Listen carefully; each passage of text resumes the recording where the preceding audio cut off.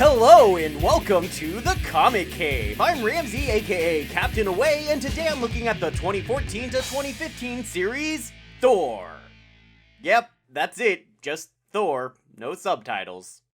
The concept of Thor, the Nordic god of thunder, being someone other than himself is baked into the very beginning of Marvel's use of the character. As I covered last week, within Marvel continuity, Thor started as the human Dr. Donald Blake. And only after finding Mjolnir in a cave and lifting it did he prove himself worthy of the hammer and was transformed into Thor. And while I guess we can't know for sure, it's entirely possible he was always intended to be a regular human who was just transformed into Thor when it was necessary for him to be a superhero. After all, it would be 76 issues before we were given an alternate story of Odin punishing Thor by turning him into the Good Doctor. So it could always be that this additional origin story was intended as a sort of retcon of Stan Lee and Jack Kirby's original plan for the character. And then only a few years after that, we would be introduced to our first female Thor in the pages of What If. For those unfamiliar, What If is a series where the Watcher, the great big bald cosmic being who lives on the moon and literally just watches all the events in the Marvel Universe, and could debatably serve as the universe's narrator, literally asks the question, what if events in other comics had gone in a slightly different direction? In the 10th issue of that series, the Watcher asks, what if Jane Foster had been the one to find Mjolnir in that cave? Just as with Donald Blake, she would then transform into Thor, but being female instead takes the name Thordis, as I guess that's a feminine version of the same name, and goes on to have pretty much all the same adventures Thor did with only slight variations. It ends with the appearance of Mangog, the giant creature that is the living embodiment of the revenge of billions of people wiped out by Odin in some long ago time because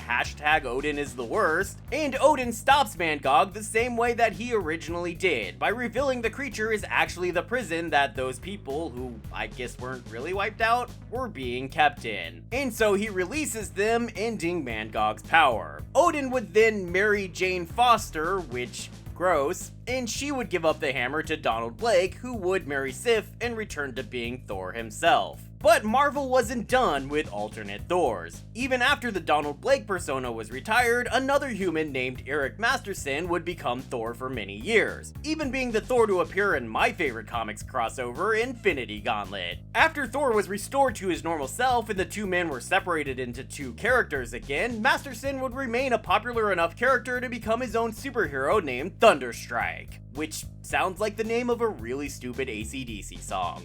So just a normal AC/DC song, I guess. And then there's this series, which introduces another Lady Thor, this time going just by Thor and not Thordis. And though I feel like it's rather obvious, the comic unfolds as a sort of mystery as to who this new Thor is. And since it presents that question as a mystery, I will as well. At least until the end of the video. So if you don't want spoilers, go run real quick and read the comic. It's only 8 issues. And then head back here so we can take this away.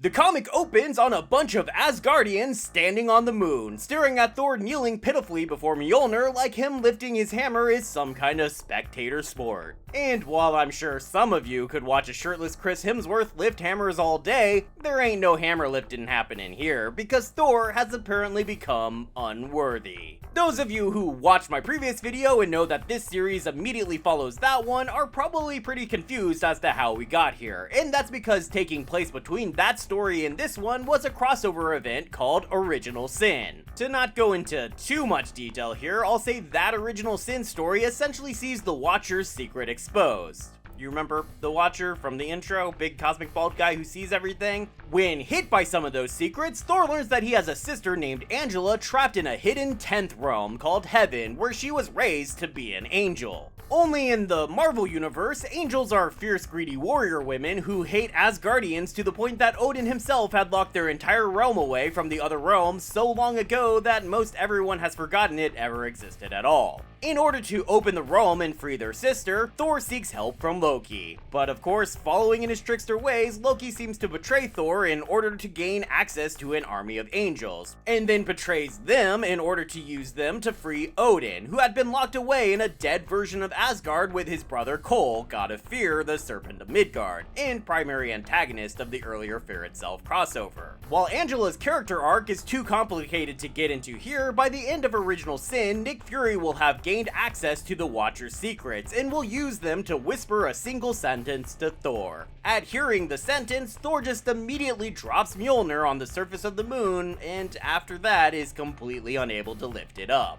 And I could tell you what it was that Nick Fury whispered to him, but then I can't use it as a surprise reveal if I ever cover the series The Unworthy Thor, so I'm not gonna. Besides, it's not actually important right now. What is important is that Thor isn't the only one the Hammer seems to have deemed as unworthy, as Odin is also unable to lift the weapon that was once his own. So instead, the Hammer is abandoned on what they call the blue area of the moon, a portion of the moon with oxygen because it's where the Watcher once lived, because down on Midgard, aka the Earth, a Roxxon research station is under attack by frost giants. Roxxon is one of Marvel's millions of evil ultra-rich corporations and butted heads rather effectively with Thor in the previous series while under management from their new CEO, Dario Agger, who is apparently like a were-minotaur?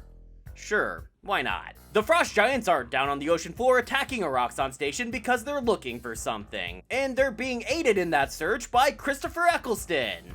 Oh, sorry, I mean Malekith the Accursed. I keep doing that. I just get so excited whenever a Doctor Who shows up, you know? Before we learn anything about what they're actually after, Thor shows up riding his magical flying goat Tooth Grinder. Or maybe that's Tooth Gnasher?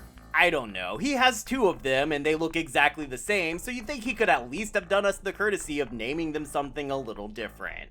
Good thing Thor isn't normally in charge of naming things, or else he'd probably have named his hammer Smashy Rock Thing or something, and that's not nearly as catchy. Speaking of his hammer, since he's unable to lift it currently, he's brought with him Jarnbjorn, the mighty axe we saw young Thor use in the previous series. Particularly that time that he cut off Gor's arm with it, which seems to be its raison d'etre. I can't do French accents, I'm sorry. Because Malekith quickly gains the upper hand in the fight here and uses the axe to slice off Thor's arm, dumping him down into an undersea chasm when he's done. But luckily for the side of good, up on the moon, a shadowy figure can be seen saying, "There must always be a Thor," and then reaches down and picks up the hammer. As they do, the inscription on the hammer magically changes to "if she be worthy," which seems silly. Why can't it be a gender-neutral they, but whatever. And then we have ourselves a female Thor. Cue metal guitars. Oh yeah! And, oh, okay, this is a little petty, but I can't help but point out how much it bothers me that the inscription in this issue is upside down. I mean, here it is in this issue, and you can see that it's oriented towards the handle, but here it is in Thor's very first appearance, and you can see it's oriented so you could read it while holding the hammer away from the handle, which makes more sense to me. I mean, I guess you can argue that it's a magic inscription on a magic hammer, so it can magically always be oriented in whatever way you need to read it, but I'd rather criticize because that's kind of my job, I guess. I guess you could also argue that we shouldn't take our cues from the very first appearance of Thor, because in that same issue they spelled his name with 2 R's, so, you know, no one's perfect. Anywho, writer Jason Aaron, who is continuing to lead the series from the last one, does something I think is very clever right here. He has Thor, when she speaks out loud, use the special font style and clipped formal speech patterns we typically see from Asgardians, while internally we get some thought bubbles depicting a much more modern speech style. The downside is this seems to eliminate right away the possibility of the new Thor being Freya, despite the first issue depicting her looking thoughtfully at the hammer after getting frustrated with dealing with how much of an asshole her husband is because, once again, hashtag Odin is the worst.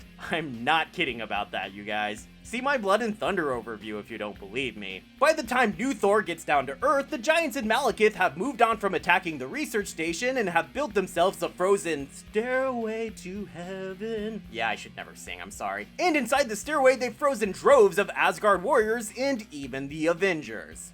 I love how Spidey was frozen while hanging upside down. That's so Spidey. Here Thor encounters her first enemies, a couple hungry frost giants and their winter wolf, who all want to eat her. Which is not a compliment in this case, I'm pretty sure. But Thor makes quick work of them by just smashing through them a whole bunch with Mjolnir, and then quickly thinks to herself that she needs to say something awesome to fit the situation. Nailed it. At the top of this ridiculous stairway is Roxxon Island, the floating headquarters for Roxxon, which we did see in the previous series, but I didn't really point it out because who cares? Billionaires and they're showing off, you know what I mean? Dario Agger is under attack by the giants, being defended by Ulik the Troll, and Malekith shows up to be like, can I lend a hand? Get it? Because he's got Thor's arm around his neck? Shut up, I'm hilarious. The item everyone is after is in Roxxon's vaults, a giant skull Roxxon discovered at the bottom of the ocean as actually happened in the previous series, but again, I didn't mention it in my previous video because, well, actually that time it's because I just forgot to. Look, I'm just one person, okay? Before the giants could get into the vaults, our new Thor shows up to stop them, but Agger uses the distraction to run into one of the vaults and lock himself inside, accidentally locking Mjolnir in there with him. And since the vault is made of adamantium, even mighty Mjolnir can't break it open. Which is bad news for this new Thor because, in classic continuity at least, Thor would typically revert back into Donald Blake or Eric Masterson, whichever you choose, if separated from his hammer for more than 60 seconds. And we'll quickly establish a similar reversion happening here. But even more bad news than that is that Thor is now trapped in a room with Malekith and Frost Giants without a weapon. So the leader of the Frost Giants simply breathes his freeze breath on her, which is a hard sentence to say, turning her into a Thorsicle, and then swallows her down whole, putting an early end to our female Thor. Told you this comic was short. Okay, she's not actually dead here. In fact, she uses lightning to just come exploding out of the Frost Giant's head? Holy shit! And then she uses some of his frozen spit as a makeshift hammer to start beating the shit out of some of the other Frost Giants? Okay, this Thor is actually pretty cool. I agree with Malekith here. Oh. Man, that's something I probably should never say. Malekith teleports himself inside the vault with Agger, and Thor manages to force the vault doors open shortly afterwards. When she does, Mjolnir goes flying about all crazy-like, smashing ice giants all of its own accord before finally returning to Thor's hand, right before she transforms back into her human self. The vaunted prize of this whole excursion turns out to be the skull of Laufey, or however you say that. I repeat from last week, I'm just not good with this language. Sorry. Laufey was once the king of the Frost Giants before he was defeated by Odin in a time before Thor, and is actually the real father of Loki. When Thor finally forces her way into the vault, she simply smashes the skull into dust to end this whole fight. But rather than ending the fight, it just starts a new one, because right then, original Thor shows up for a good old classic superhero showdown. Oh yeah! The son of Odin is back and with a new arm made of dark Uru, the same material that Mjolnir is made out of. It was brought to him by Screwbeard the Dwarf, a member of the League of Realms who we met in the last video, and probably he was pretty sympathetic to Thor losing his arm, seeing as he lost his own hand in battle in that last series. So male Thor is angry at female Thor now for taking his hammer and demands she return Mjolnir and give up this charade, as he calls it. But female Thor knows there's too much good she can do and that someone wielding Mjolnir needs to be around to do it. Man, I thought I was having trouble last week differentiating between Thor and Gore. FML. Then, of course, instead of just talking through their problems, the two Thors erupt into fisticuffs, while the two actual villains just kind of humorously watch on from the background, being all like, would you like us to go somewhere else? The fight ends when female Thor sends her hammer flying out again to spastically smash Frost Giants all over the place, and realizing she has better control of it than he ever did, male Thor decides she truly is worthy of Mjolnir. Since before coming here, Odin mentioned to him that Freya was missing, male Thor straight up asks female Thor if she's Freya, and as an answer, she just kisses him before asking if he still thinks she's his mom. To which he replies, I certainly hope not. Yeah, unless this is Back to the Future, am I right? Although, I'm not sure that actually proves anything, considering that, as we learned last week, Jason Aaron thinks incest is hilarious. But that apparently settled, I guess, the two Thors joined together in defeating the last of the Frost Giants still on Midgard. With his allies gone, Malekith of course runs away, though not before burning up Thor's real arm just to taunt him. Dario, ungrateful for the assistance, kicks them both off his floating island, and so they go to help unfreeze all the characters that got frozen in the giant stairway to heaven. At this point, I should mention that though I've been calling her Thor, she hasn't actually referred to herself as anything other than the Goddess of Thunder, and the comic really hasn't given her a name. Though I definitely vote for Spider-Man's suggestion of Lady Hammerpants. That's definitely the best name she could have. Anything else would be subpar. But when she calls her male counterpart Thor, he denies the name, saying that currently he is unworthy of it and asks to be called Odin's son instead from now on, which I will, and that she is now Thor. Well, it hurts. Also, Lady Freya directly interacts with both Thors here, finally proving for certain that she isn't the one who's the new Thor. But we aren't gone from Roxxon Island for long, because it seems despite his original distrust of Malekith, Dario Agger has come to the conclusion that he can benefit greatly from allying with the Dark Elf. So he somehow invites the current king of Svartalfheim back to his island to fill us in on some much needed background info. First is why Dario is a wereminotaur, which apparently is because his father, also an obscenely rich person, owned an island in the Aegean Sea, possibly near Crete, maybe? Some pirates, not the fun kind, showed up one day and killed his entire family, but young Dario got away and hid in a cave praying all night to what was apparently some old minotaur god. And it answered his prayers by turning him into a minotaur himself so he could get his revenge. Only Dario apparently decided not to kill the pirates, somehow keeping just their heads alive in a perpetual state of agony. Just so you know not to feel any sympathy for old Dario there. Man, that is fucked up. He also reveals that the skull Thor smashed was a fake skull, a copy Dario had intentionally led everyone to in the hopes of tricking them all into just going away, which had more or less worked. And now he offers to give Malekith the real thing in exchange for the mining and mineral rights to every realm that Malekith proceeds to conquer, as Malekith does plan to go about conquering all the 9 realms. Or 10 realms, I guess? I'm not sure if heaven is part of the plan or not, but you get the idea. Thor shows up to interrupt their negotiations, somehow aware that Malekith has returned to Midgard, but before she gets to do anything, she's attacked by the Destroyer. So with Odin back, and, you know, hashtag Odin is the worst, he retakes the throne of Asgard and as its new ruler appoints his brother, the god of fear, Cole Borson, as his new minister of justice. Because while Odin was trapped in that time-lost Asgard like we saw in Original Sin, he spent the entire time with his bro, and apparently decided the guy who literally just tried to destroy Earth and kill Thor is actually not all that bad.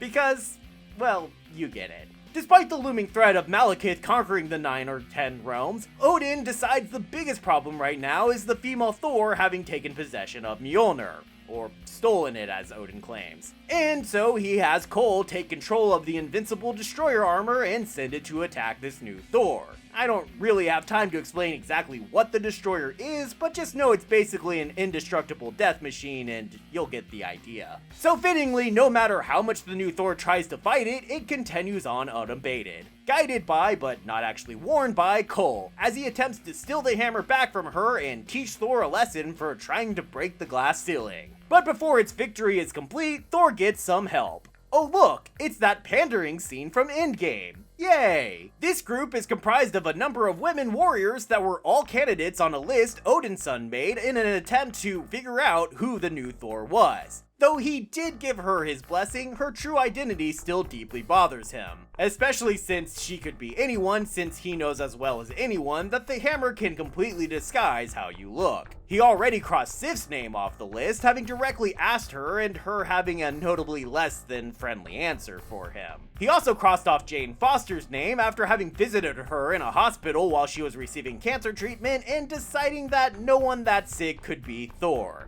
Although, like with Freya, I'm not sure any of that actually proves anything, Odinson, but Alright. He next began looking for Roz Solomon, the S.H.I.E.L.D. agent we met in the last series, but was unable to find her before Freya came to warn him about Odin using the Destroyer. So the two gather up all the rest of the characters on Odinson's list, save for Jane, and join in on the battle. With Freya's life now in danger from the battle, Odin tells Cole to just drop it, bitterly cursing his wife for making him the villain. Oh, Odin. You were always the villain. Like, seriously. With the Destroyer gone, and with his list of ladies all having interacted with the new Thor to prove she's not any of them, Odinson confronts the new Thor about being Roz Solomon. Only Roz then shows up to yell at them both because she had apparently been trying to infiltrate Roxxon when this whole attack started and put her in grave danger. Thoroughly confused and disheartened, Odinson simply rips up his list as Thor flies off into the night. So the comic ends with Odin throwing Freya in jail, Malekith using Laufey's skull to return the dead frost giant to life, and the new Thor returned to her room on Asgard, removing her enchantment to reveal to us that all along she's actually been Jane Foster, and that being Thor is apparently killing her. We'll get to why when I cover the next series next week. The collected editions do feature a little bit more, including the issue of What If that introduced the First Lady Thor, and an annual featuring King Thor, Mighty Thor, and Young Thor. The King Thor story sees Thor's granddaughters use some real old god magic to try and recreate animal life on the Midgard that we saw starting to grow plants again in the last series. Though they don't know what the animals were supposed to actually look like, so they come out a little weird. And then King Thor uses the last of that magic to create two new humans, whom he calls Jane and Steve, and if you don't know why, I'm not going to explain that to you. The Mighty Thor story sees the new Jane Foster Thor completing bonkers trial after bonkers trial that the Warriors 3 try to put her through, and by the end of the night, the three accept her as one of their own. The Young Thor story just sees him challenge various people to drinking contests, including Mephisto himself, who shows up for some reason. I don't know, it's not really important, but I thought I'd mention that it happened. The best part of the story anyway is that it features a Mjolnir with a new inscription on it, which reads, "Do you even lift, bro?" Which is obviously a more accurate inscription. And, oh hey look, the orientation is correct. How about that? Anyway, that should bring us to the breakdown.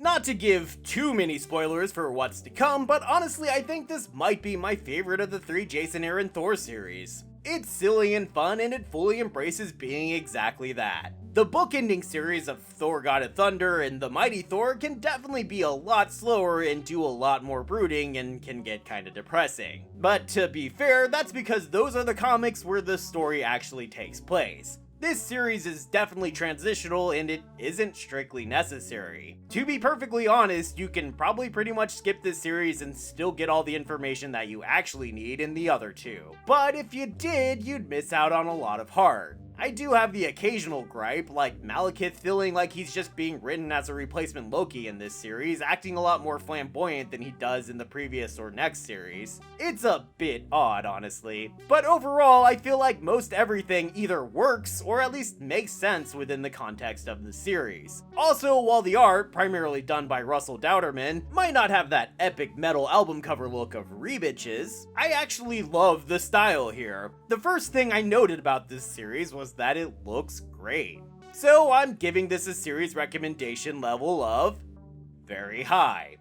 Honestly, it's so short and so fun that I feel like you might as well read it if you're interested in the Jane Foster version of Thor at all, so, you know, why not just give it a try? The collected editions get 2 Mighty Mjolnirs, with hopefully the inscription in the correct orientation, but who's to say? Which I'm going to put as a good thing because both of these collections are actually pretty good, so I'm sure you can guess how that breaks down. The first volume is only 5 issues, but it has a full issue's worth of bonus material in the form of a bonus cover gallery and a chunky amount of sketch work from Dauterman. Volume 2 has only a really short bonus cover gallery and is only 3 issues, but it does include that annual and also the bonus What If comic, so honestly you still get a pretty great amount of content in both volumes. I've seen worse.